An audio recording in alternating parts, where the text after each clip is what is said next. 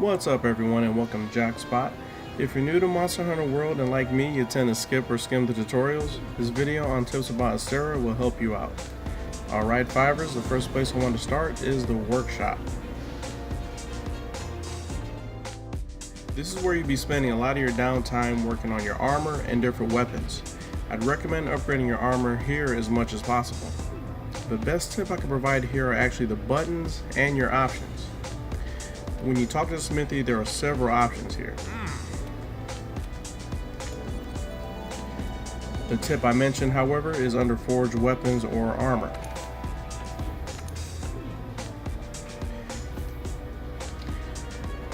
When you press R3, it brings up filters. From here, you can look up several different things. I really like this feature mainly because I can look up skills. And besides, I think it's always better to cater to your playstyle. You don't always have to stick to whatever the current meta is. You definitely won't be winning any fashion contests, however. Usually you'll end up with different pieces of armor like me. While we are here, I want to talk about the quest board.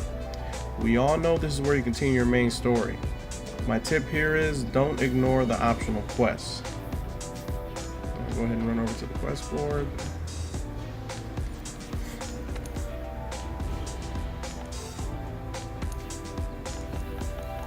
Show you guys here. When you go into the optional quest section, you'll notice that there are quests that have a chat bubble by them. Those quests usually unlock something. It could be additional food for the canteen, mantles for your character, or boosters. Don't get upset if you do an optional quest with a chat bubble and you didn't get anything. That probably means it's part of a quest chain. Let's jump over to the other side of the door to the item box. From here you can access your pouch, which is essentially the items you carry with you into the field. Also crafting, sell items, equipment, and decorations. First I want to talk about sell items. Here you can sell additional items that you have in your inventory, however I do not recommend this. What I can recommend is selling the items that are trade-in items. Those words will be highlighted in yellow and can be sold for profit. I'll go ahead and find one for you guys here. There's a perfect example, is a steel egg, and you'll notice that the trade-in item is highlighted in yellow with parentheses. So if you're in a pinch and need some additional income, this will be the thing for you to do. For a while I was in a kind of an old school RPG mode and just literally hoarding everything. Let's talk about manage items. Take note of the buttons assigned at the bottom of the item pouch. Now to me, the most important one is manage loadouts. Once you register a loadout, you can go back to the screen and select use loadout. This will restock your pouch with items you had in your pouch when you registered the loadout. It also saves how you had your item bar set up. I really didn't find out about this until after I beat the story missions from one of my online buddies. Remember, I'm guilty of skipping and skimming the tutorials.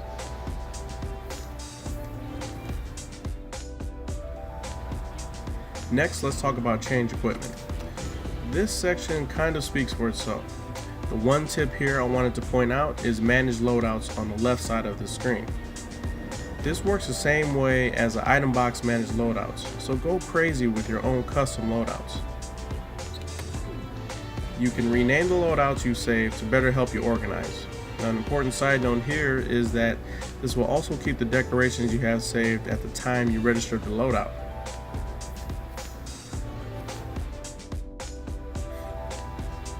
Now the canteen. This should always be the place you stop by before you leave for your next hunt.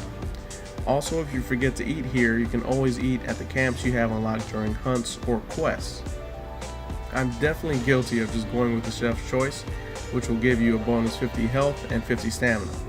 If you want to get picky about your food, I recommend checking out other YouTubers that have guides on custom platters. There's some really awesome stuff out there. Now the important tip here I want to give everyone is that the food buff stacks with the health boost skill. So if you have 3 vitality decorations or the health boost charm, it stacks with the food buff. So if you really feel like you need that much extra health, go for it. On the left here we have the resource center. This trio houses the bounties, investigations, and deliveries. Register bounties is for many optional quests. The rewards for completing these are armor spheres, which are needed to upgrade your armor. I do recommend doing the limited bounties, which are the weekly bounties. As a reward for this, gives you an item you need that you can trade into the Elder Melder for specific gems. Manage Investigation sends you on hunts for specific monsters. This will be your go-to when you want parts from specific monsters for weapons or armor. Now, the important note here I wanted to mention to everyone is that you can have a max of 250 investigations and a max of 50 quests registered. When you're at the max number of investigations, you will not receive new ones, so remember to delete the ones you're not using. I know 250 is a lot, but try to come back here every once in a while to clear out the old stuff.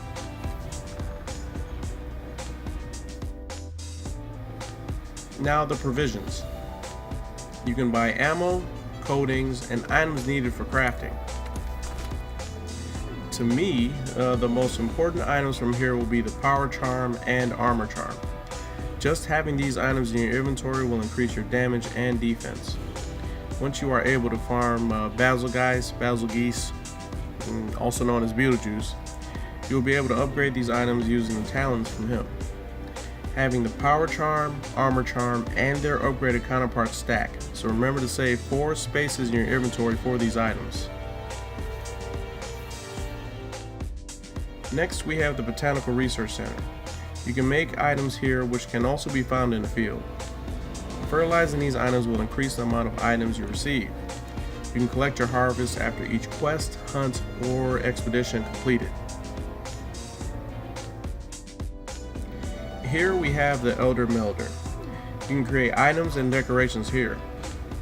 The first Wyvern ritual allows you to kind of trade in decorations into new ones. I can only recommend doing the Strange Stream. The other rituals didn't give me the results I wanted. Now, an important note here I want to mention to you guys is just because I recommended only doing the Strange Stream ritual, it doesn't mean sell or get rid of the Streamstone or Streamstone shards. You will need them later for upgrades in the endgame.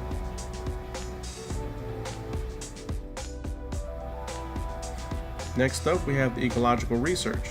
Here you will find information you need on monsters you're hunting. You can also see weak points, what they're weak against, like lightning, cold, poison, or paralysis.